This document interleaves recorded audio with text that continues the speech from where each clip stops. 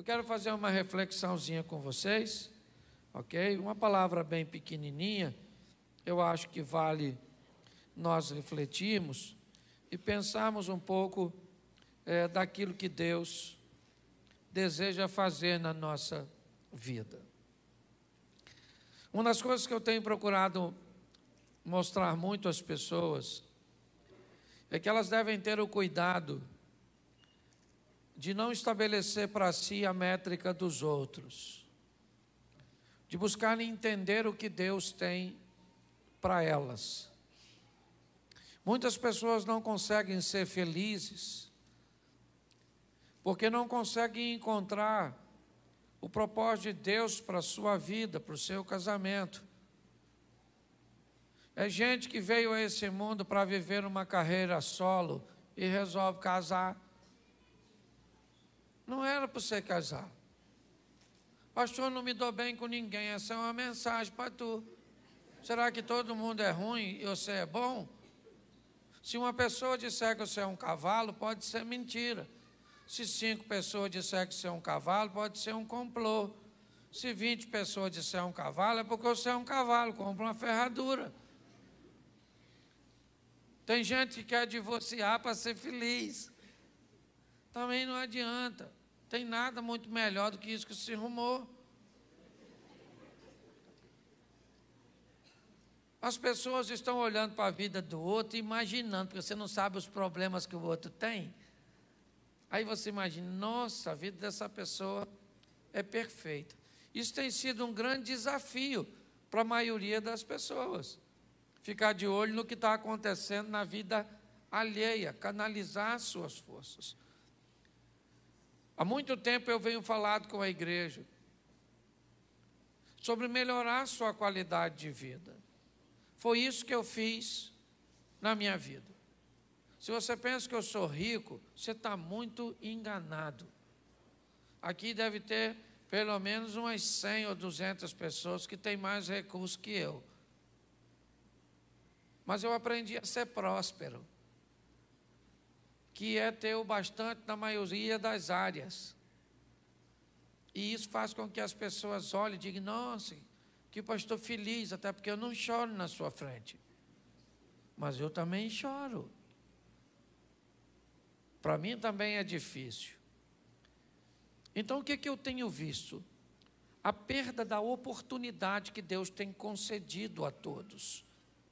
É importante que você entenda que Deus não tem seus privilegiados. Não. Deus não tem um grupinho que Ele resolveu abençoar. Ele dá a oportunidade a todos, mas nem todos são capazes de aproveitar a oportunidade. E às vezes não é de hoje que Ele está dando a oportunidade, não apenas para você, mas para aqueles que antecederam você. Eu acho que essa é a grande questão. Quando seu pai vivia, ou seu avô vivia, o meu provavelmente também vivia. E durante a vida daqueles que já passaram, eles podem ter feito coisas totalmente diferentes. Isso fez com que a próxima geração entrasse com uma vantagem sobre outras pessoas. Não porque Deus tem privilegiados, porque pessoas aproveitaram as oportunidades oferecidas por Deus. Hoje, talvez, a vida financeira de alguém é mais fácil que a sua. Hoje, talvez, o equilíbrio emocional de algumas pessoas seja mais fácil que o seu. Hoje, o casamento de algumas pessoas podem ser mais fácil que os seus.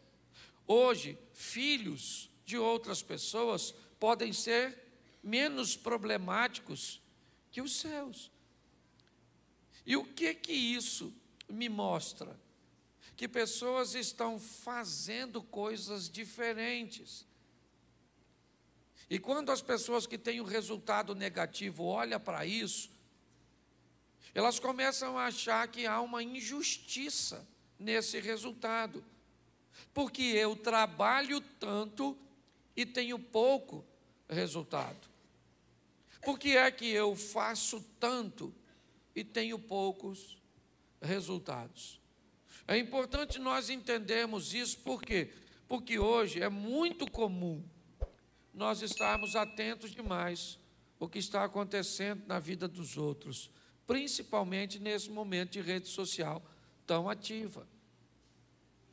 Às vezes o número dos outros te irrita. Você fica olhando e fala, poxa, o conteúdo dos outros. Às vezes tem gente que tem um conteúdo 200 vezes pior que o seu. O cara posta um troço, dá 1000 curtidas. Tu posta, dá 3 e uma é sua. Outra é da sua mãe. Não dá raiva, só dá em mim. Então já faz tempo que eu parei de olhar a vida dos outros e me concentrei na minha, para fazer as coisas acontecerem na minha vida. Então, eu já falei isso aqui, eu quero falar e depois quero usar uma palavrinha que Deus colocou no meu coração. Coloca aí a primeira carta do apóstolo Paulo à igreja de Coríntios, capítulo 10, versículo 1. Você já vai lembrar desse texto, porque eu tenho usado bastante aqui e tenho aprendido que a repetição é didática. Ora, irmãos, eu não quero que ignoreis que os nossos pais estiveram todos debaixo da nuvem. Todos passaram pelo mar. E todos foram batizados em Moisés, na nuvem e no mar. E todos comeram de um mesmo manjar espiritual. E beberam todos de uma mesma bebida espiritual, porque bebiam da pedra espiritual que os seguia. E a pedra era Cristo. Mas Deus não se agradou da maior parte deles, pelo que foram prostrados no deserto. Feche seus olhos.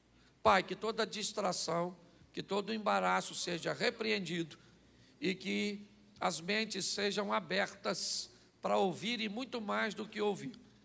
Colocar em uso, ó Pai, as ferramentas e aquilo que aprendem de Ti. Continua conosco em nome de Jesus. Amém. Glória a Deus. Amém. Aqui o apóstolo Paulo está fazendo uma descrição sobre um ambiente que aconteceu com o povo ao sair do Egito. O povo tem 400 anos vivendo sob um regime opressor dominante, um ambiente de escravidão, altamente prejudicial para a mente. Depois de 2, 3 gerações, talvez, ou talvez até um pouco mais, filhos, netos e bisnetos, ou pais, filhos, netos e bisnetos, vamos lá, 4 gerações, nós poderíamos entender que uma mentalidade foi desenvolvida nesse pessoal, uma mentalidade de escassez, de limitação, um povo que cresceu vendo tudo isso. Eles não conheciam a liberdade. De repente, Deus envia um libertador para ir até o cativeiro e libertar este povo com mão forte. Mas eles não gerenciavam nada. Tudo que eles tinham eram porções oferecidas pelos seus senhores. Eles não precisavam de muita coisa. O que eles precisavam é de alimento, água e abrigo, e para isso trabalhavam. Quando de repente vem uma proposta, vocês vão sair do cativeiro para uma terra de libertação, beleza, é muito legal, mas quem é que vai administrar agora a minha vida? Foi muito legal quando eu migrei de um ambiente, de um funcionário, um operário, um colaborador de uma empresa, e fui mandado embora. Parecia que era algo extremamente agradável, mas era a empresa que pagava a maior parte do meu plano de saúde.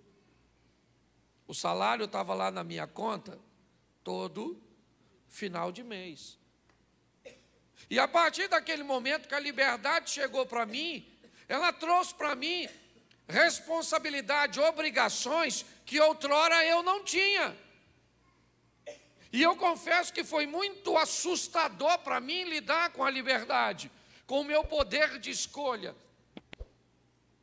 com aquelas doses que chegavam para mim já com todos os descontos e, né, com tudo aquilo que a empresa me oferecia.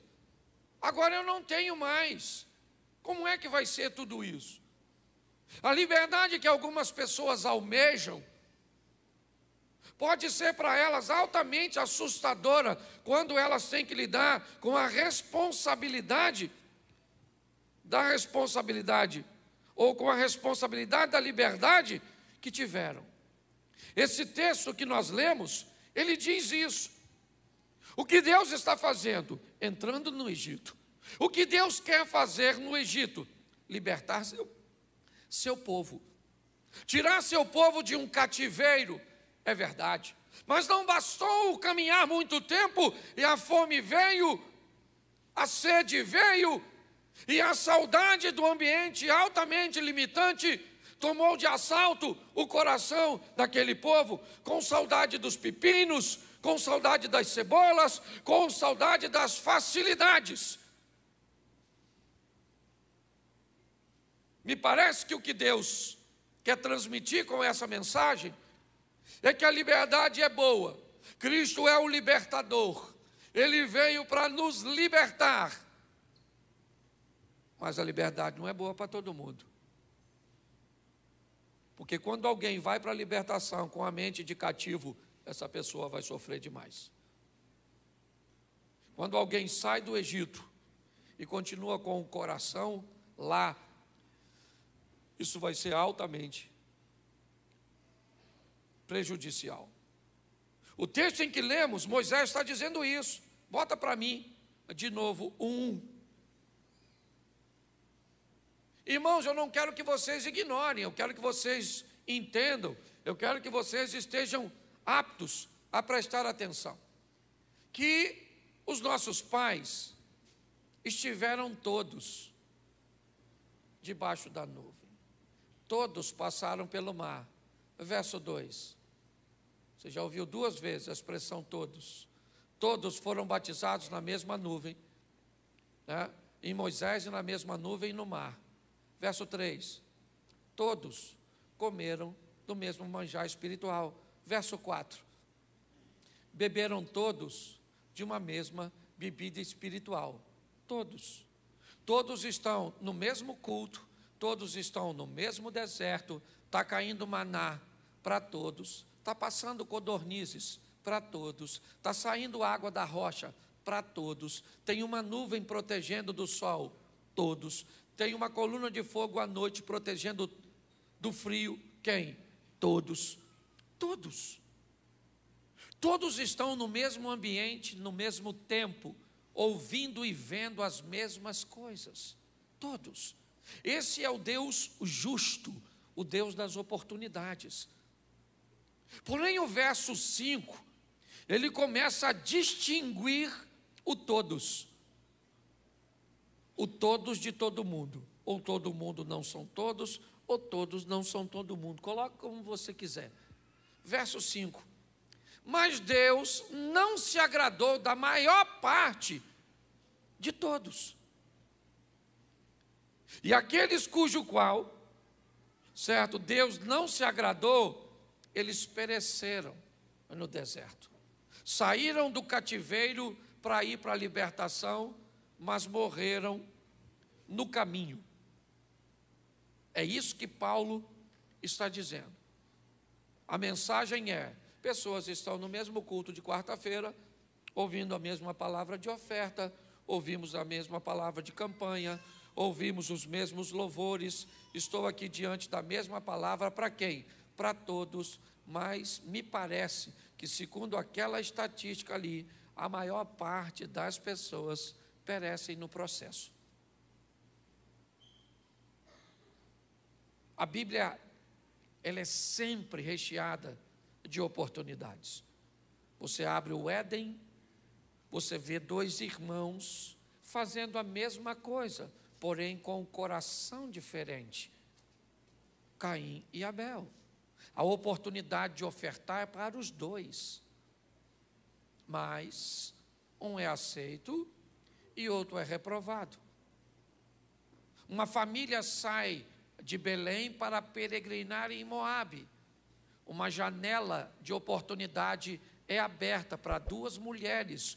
Uma se chama Ruth, outra se chama Orfa. O que Deus está dizendo para as duas mulheres? Eu tenho uma mesma oportunidade para vocês. Quando a sogra de vocês saírem de Moabe para ir para Belém, vão com ela. E lá em Belém eu vou abrir uma janela para vocês serem prósperas. Quantas mulheres foram? Quantas? Uma. E a outra? Ficou. Mas a oportunidade era para as duas. Duas mulheres engravidam, são prostitutas, mães de meninos, solitárias. Um parto de apenas 3 dias de diferença. O que representa a criança na Bíblia, em algumas aplicações, futuro. O filho é a representação do futuro. Duas mulheres receberam a oportunidade de cuidar de seu futuro. Uma delas se deitou sobre seu futuro e o matou. A outra fez com que seu futuro vivesse. Onde é que está a injustiça nisso? Na morte do bebê? É isso que você quer ver? Você vai olhar um pouco mais à frente e o que você vai ver?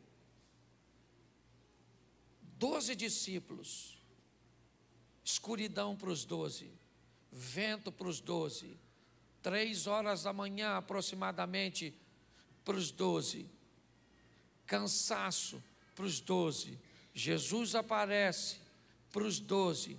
Quantos homens poderiam andar sobre as águas nessa ocasião? Quantos? Os 12. Quantos andaram? E por quê? Porque Deus é injusto e deu uma oportunidade para um que não deu para o outro. Não. Se quando Pedro dissesse assim, eu vou sair do barco, André, seu irmão, dissesse, tu não vai sozinho porque eu vou também. Tiago e João, que era sócio dele numa pequena cooperativa de pesca, diria, nós também vamos, vocês não vão sozinhos não.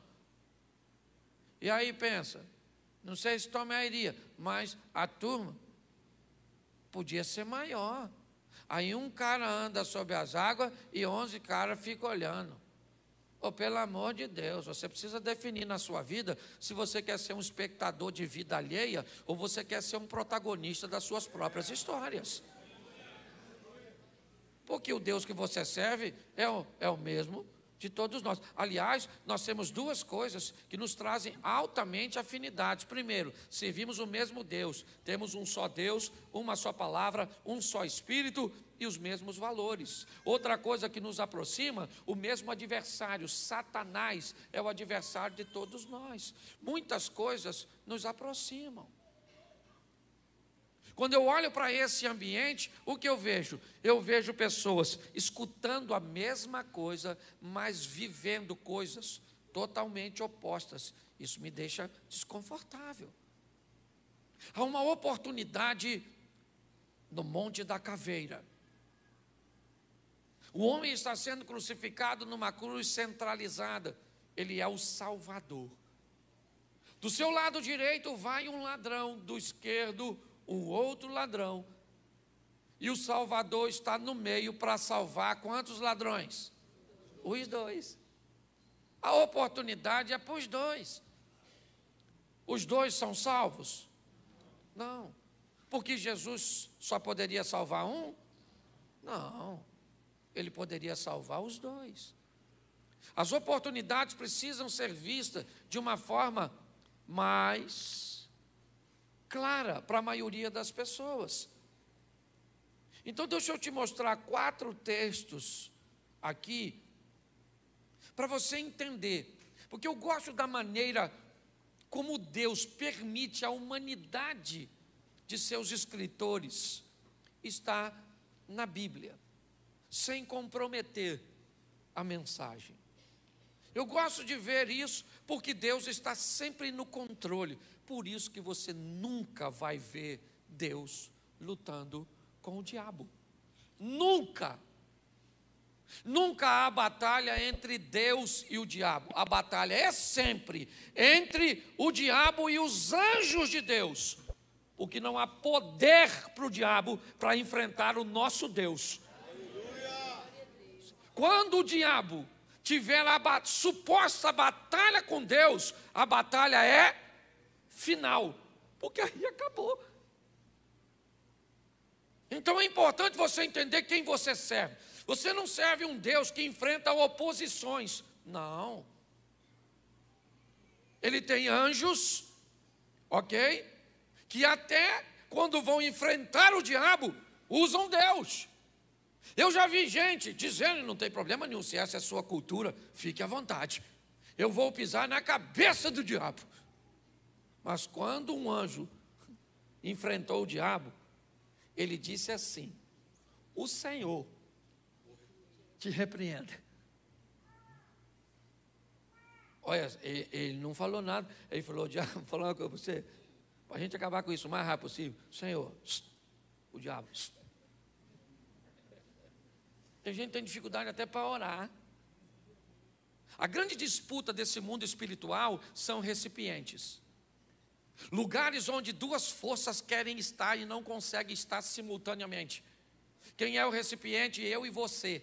E quem é que está disputando esse recipiente? O bem e o mal. Por que é bem e mal? Porque um é a ausência do outro. Por isso que a representação é luz e trevas. Onde uma chega, a outra tem que ir embora. É ignorância e sabedoria. Chegou uma, a outra tem que ir embora. Quando Deus entra em você, pronto. Entrou, cadê o Satanás? Foi embora, porque não dá para bater duas coisas. Quando o Satanás entra em tu, o que vai? Deus vai embora, porque não dá. Pastor, mas o Satanás entra. No Pedro entrou. Não sei se entra em nós, porque nós somos muito melhor que o Pedro. Certo? O Pedro estava conversando com Jesus, e Jesus falou: ô Pedro, você respondeu direitinho. 10 para você. E por que você respondeu direitinho? Porque Deus está dentro de você. Pedro falou: beleza aí, Deus está dentro de mim. Jesus continua conversando com Pedro, já Deus foi embora e o Satanás entrou. E Jesus falou: Pedro, agora o Satanás está aí. Mas Pedro, Deus estava aqui agora mesmo. Pois é, mas o mal entrou. Então a grande disputa é essa. E não ri não, porque nós também somos assim. Ora está Deus, ora está o Satanás. É porque parece que quando eu falo Satanás, eu estou falando de possessão. Nossa. Certo? Como é que é o nome daquele que a menina sobe pela parede? Poltergeist, o exorcista. Não é isso que eu estou falando, não. Eu estou falando de você que às vezes é um recipiente do Satanás, para perturbar a sua mulher, para perturbar a família do seu filho, para perturbar seus filhos, para perturbar todo mundo, para perturbar vizinho. Entendeu? Porque é só um canal. Parece que entra um tubo do inferno e entra em nós. Que é isso aqui? Você está entubado. E agora? Agora você faz a vontade do mal. Quem nunca foi usado pelo mal, nem levanta a mão, que já vai ser. Se levantar com tanta mentira sua nessa vida. Então a grande batalha é essa. Tem duas forças lutando para quê? Se é guerra, você é o território a ser conquistado. Ou será que Deus está preocupado em evangelizar seu gato, seu cachorro? É tu. E o diabo também tem interesse. Porque todas as vezes que alguém domina sobre a pessoa, automaticamente essa pessoa está recrutada a militar no seu exército. É assim que funciona. Difícil de entender, né? Então você tem que dar uma olhada. Quem é que está em mim? Que horas? De vez em quando Deus está, de vez em quando nem acha Deus aqui, nada. Certo? Deus vai embora, aí o diabo entra. Então você é meio que freelance, um motoboy. Alguém que aceita diversos serviços. Né? Eu aprendi uma coisa: quem trabalha para Deus por dinheiro, trabalha para Satanás com um salário maior. É assim que funciona, depende da proposta. Então, por isso que a vida tem sido difícil para muita gente que vai morar no céu, mas vai sofrer igual um desgraçado aqui nessa terra. Deveria até morrer mais rápido, para se livrar do sofrimento. Jesus disse, eu vim para que tenham vida e tenham em abundância. O que nós temos que fazer é falar, aqui dentro de mim, quem entra é Deus. Por isso, quando você vai orar para resolver alguma coisa, por favor, canalize 2 orações. Uma para a origem do poder e outra para o recipiente do poder. Por exemplo, você tem um problema com sogra. Segundo a Bíblia, a luta não é contra a véia. A luta é contra principado e potestade, hostes da maldade, que opera na região, mas entra nas velhas. E inventa nas novas, entra todo mundo. Eu usei a velha para ficar como um exemplo mais sólido. Certo? Então, como é que você vai orar para um problema que você tem com sua sogra? O problema vem de onde? Fala assim, do inferno. E entra onde? Isso. Tá certo? Entra na sogra. Então, o que você faz? Senhor, porque a oração sempre é para lá. Para de mandar a oração para o inferno, para de mandar a oração para as pessoas, mande a oração na direção certa. Senhor, meu Deus e Pai, em nome de Jesus, eu peço o acionamento do céu para tomar uma providência sobre a origem do mal. O Satanás, seus anjos, as potestades e o recipiente do mal. Minha sogra, minha esposa, meu filho. Você tem que saber como orar, você tem que canalizar a oração para os 2 ambientes, de onde vem o mal e onde o mal entra. Por exemplo, você tem um marido que é um ótimo marido, um cara extraordinário, bondoso, generoso, bom pai, dócil, mas se ele beber, a bebida tira Deus. E aí quem é quem é? Aí pronto, o bicho quebra tudo, bate tudo. É o cão chupando manga. Então, quando você for orar, por favor, tá bom? Fale com a fonte, manda para cima resolver o problema lá na fonte. Senhor, fecha um pouco o registro lá, porque não dá para fechar tudo, porque o mal sempre tem que vir, né? Mas Senhor, é mal demais. Eu acho que é um tubo de 4 polegadas, injetando mal o tempo inteiro. Tem gente vivendo casamento assim. Aí ora contra o marido. Está errado. Você ora para Deus, repreender o mal lá e conscientizar o recipiente aqui para ver se ele fecha também um registro aqui, porque tem um lá e outro aqui. Aí a turma vive toda bagunçada, pastor, minha vida está um inferno. Esse dia uma moça falou comigo, pastor, minha casa é um inferno, o senhor tem que ir lá. Eu falei, não vai não. Cláudio vai não, menino. Cláudio não frequenta esses ambientes assim, não. Estou a fim de ir no céu. Sua casa é um inferno, nossa, vamos encontrar quem lá? Você está rindo, mas é sério. Então entenda. Quando nós vamos olhar para isso, eu peguei 4 textos de histórias que mudam com a mesma palavra e achei muito interessante, porque a palavra é usada, Deus se lembrou. Eu gosto dessas palavras que homens deixaram e Deus permitiu que eles deixassem um registro, sem comprometer o todo e a essência da palavra, porque nós sabemos, desde que conhecemos a palavra de Deus, que Deus é onisciente e Ele não esquece de nada, não se arrepende de nada. Mas você encontra textos dizendo que Deus está arrependido. Por favor, se você não entende o contexto e o que está sendo transmitido, não coloque defeito na Bíblia. Mas eu não vou falar disso agora. Gênesis capítulo 1, verso 8. Preste atenção. O que essas histórias têm em comum? E chamou Deus, 8:1, eu inverti, perdão. O capítulo é 8, o versículo é 1. Só inverte para mim, é que eu falei o contrário. Isso.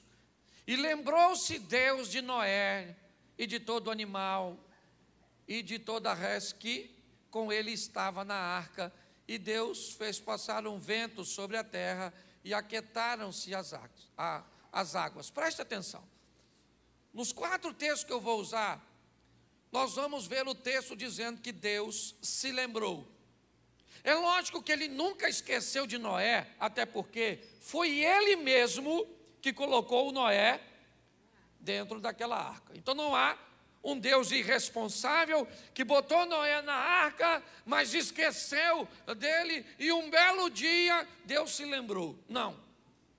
A mensagem que utiliza a lembrança, né, como forma de transmitir o que deseja, é apenas o momento em que Deus entra em cena. O momento em que Deus entra em cena, o escritor vai chamar de lembrança. Aquele momento onde Deus entra para agir.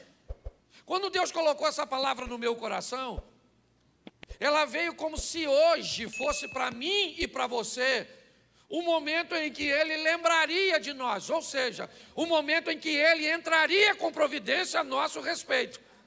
Me parece que o que Deus está querendo dizer é que hoje eu me lembrei de você, ou seja, hoje eu resolvi agir a seu favor, a seu respeito. Então eu aprendi, pelo menos para mim, eu não sei para você, porque 1 Coríntios 10:1 diz que todo mundo está no mesmo lugar, mas não é para todo mundo. Uma coisa eu tenho certeza, para mim é. Uma chave vira hoje na minha vida, na minha história, vira. Certo? Como diria Roberto Leal, vira. Que a maioria não lembra. A turma nova não sabe quem é não. Louvado seja Deus, que vocês são novos. Certo? Então, entenda. Quando Deus resolve virar, e por que é que Ele vira? O cara trabalha 120 anos pregando e fazendo uma arca. Noé é um cara extraordinário. Achou graça num ambiente corrompido. Esses dias eu ouvi falar, nossa, Noé é um cara maneiro, pregou e ninguém se converteu e não parou de pregar. Mas também não tinha uma arca cheia do lado com o pessoal cantando Poderoso Deus. Porque se tem, eu ia achar que ele ia ficar com muita raiva. Pensa, Cláudio, ele está lá pregando, ninguém se converte, olha para a arca do outro e o outro está lá cantando. Então não tinha ninguém, não tem arca nenhuma, é só a dele, não entra na de ninguém, também não entra na minha, que se lasque. Vou continuar fazendo. Porque se ninguém tem resultado e você não tem, isso não te machuca. Quer ver terrível? É o outro ter resultado e você não ter. Pensa. E quanto mais próximo a pessoa for de você, mais raiva dá. Você não emagreceu e sua irmã emagreceu 17 quilos. Ficou bonita. E você? Você nada, parece que apanhou os 17 quilos que ela perdeu e veio para suas papadas. É assim que funciona. Ninguém tem inveja de quem está longe. Quando nós olhamos para esse ambiente, eu vejo que há uma dedicação no cara. O cara fez tudo, entrou na arca, o primeiro reality show do mundo. Clausulado, 8 pessoas, que bichos fedendo. Eu entendo porque o Noé tomou uns graus. Ninguém aguenta. Pensa, 1 ano. A mulher dele, Noé, que hora isso acaba? Para você ou geral? Eu já estou querendo jogar você ao invés do corvo. Sai, infeliz, e voa. Certo? Pensa naquela perturbação. Os bichos fedendo e limpa, e troça, limpa isso, limpa aquilo, e nunca está limpo. Parecia dono de casa. Que tribulação. Sai a arca. Deus lembrou nada, rapaz. Lembrou nada, ele nunca esqueceu. É porque era a hora dele agir. É isso que você tem que entender. Tem um momento onde Deus age a seu res. E aí, meu irmão, ninguém pode. O cara pode numa encruzilhada matar um frango ou um elefante. Que Deus... Nossa, sangue demais do elefante, hein? Mas não mudou nada, eu liberei. É assim que funciona. Quando Deus resolve fazer, já era. Só que levou 1 ano, dentro da arca, solta o corvinho. Pegou, trouxe nada. Pensa. É porque Deus é poderoso, porque eu vou falar uma coisa para você que é até uma heresia, mas eu estou na minha igreja, eu posso falar. Quando Noé falou, eu vou tomar um negócio que eu estou de... Se Deus pudesse, falaria, eu acho que eu vou tomar com você, bota 2 copos aí, porque eu estou entendendo que você está atravessando. Era altamente estressante. Mas ele viveu porque perseverou. E é isso que muito crente não consegue. Um povinho que não pode enfrentar obstáculo nenhum, que já quer morrer. Ah, pastor, eu vou desviar, por quê? Porque está muito difícil. Vai para o inferno porque está difícil? Nossa, dá lembrança. Porque é difícil? Sim, porque hoje nós ouvimos isso aqui de manhã. Na maioria das vezes onde a pressão vem, ela vem para nos jogar para cima.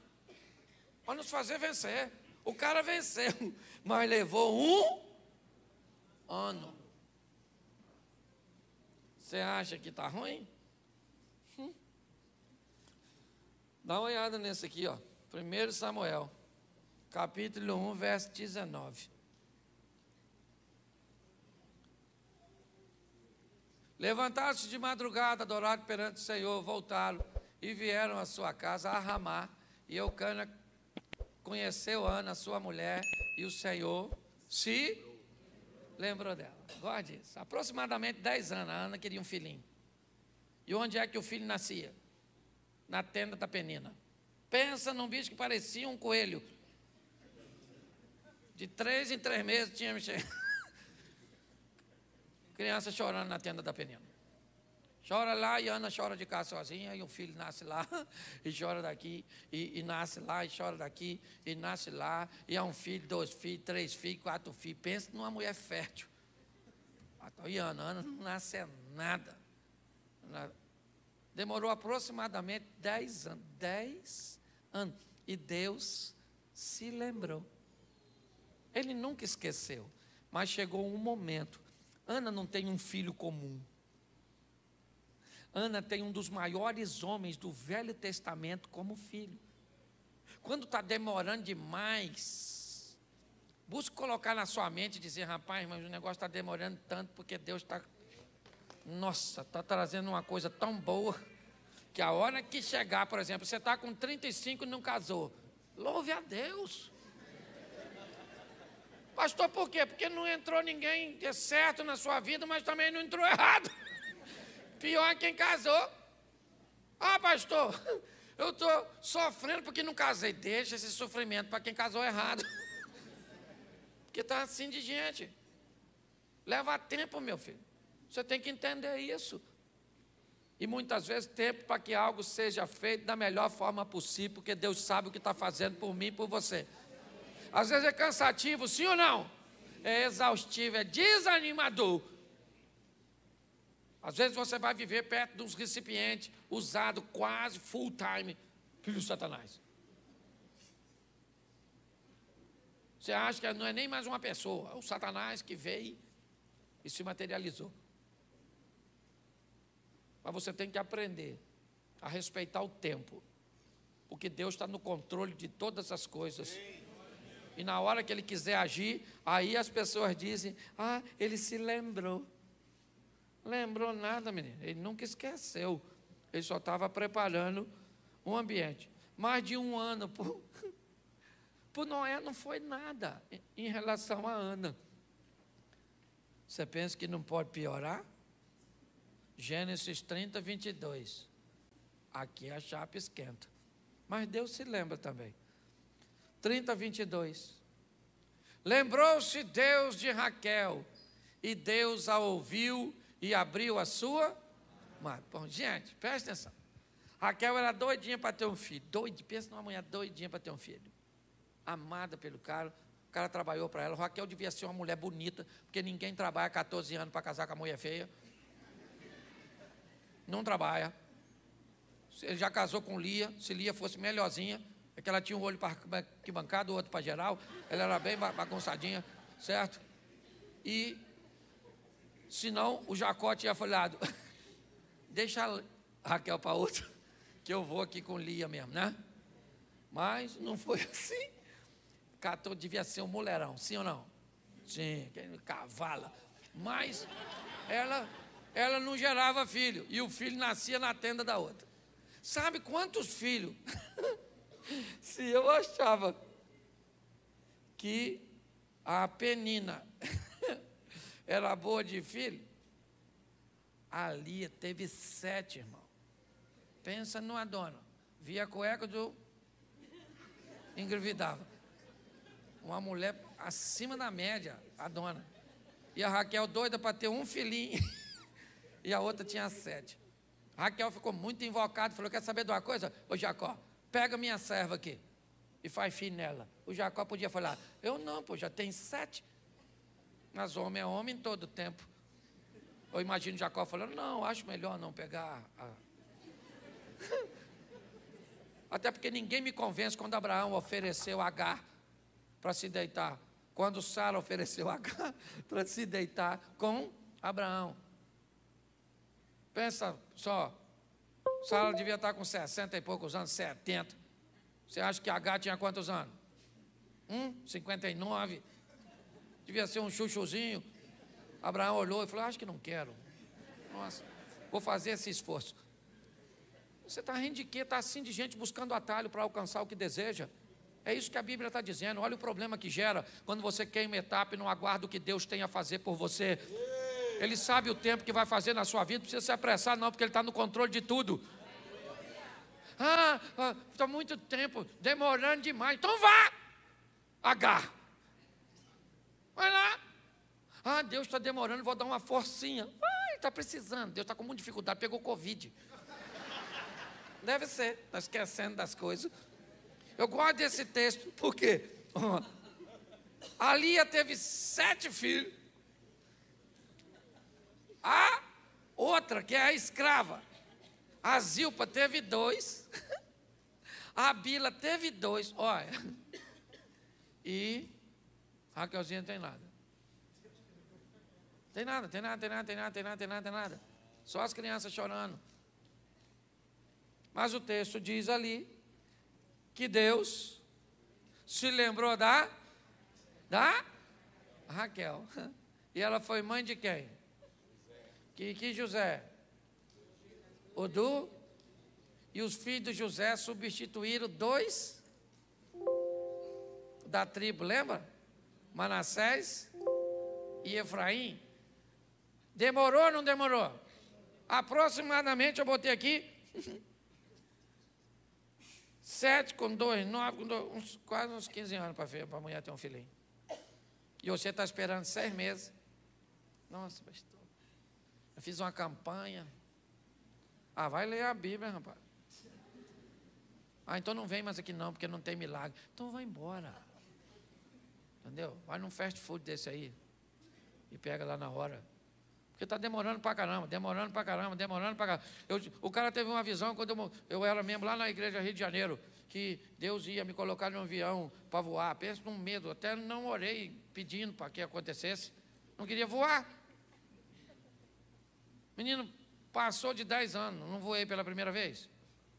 Falei, Senhor, hoje está cumprindo esse troço. E a minha preocupação não é nem essa. É porque ele disse que via eu nos aeroportos tudo com mala, só trocando de voo. Isso significa que não vai ficar só nesse. Nossa, aí eu viajo, tomo Rivotril, essa aqui sabe. Chego lá,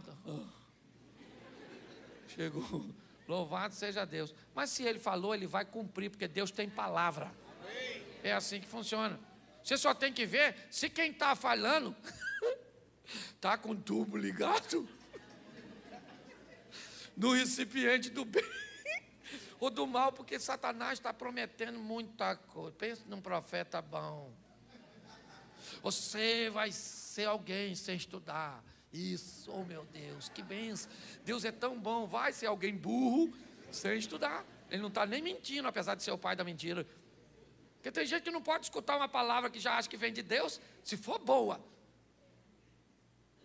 E aliás, tem gente que não acredita, só acredita também se for ruim. Se eu estivesse aqui falando agora que Deus vai te dar 5 milhões, amanhã provavelmente você vai falar assim, palhaçada, esse pastor querendo enganar a gente, vai pedir logo uma oferta. Certo? Porque quando a palavra é boa, o pessoal tem dificuldade. Vai vencer, você vai prosperar. Não, até legal, mas se eu falasse que quando você saísse daqui hoje, você ia ser atropelado. Olha, eu vejo uma visão com você. Você vai ser atropelado nessa noite.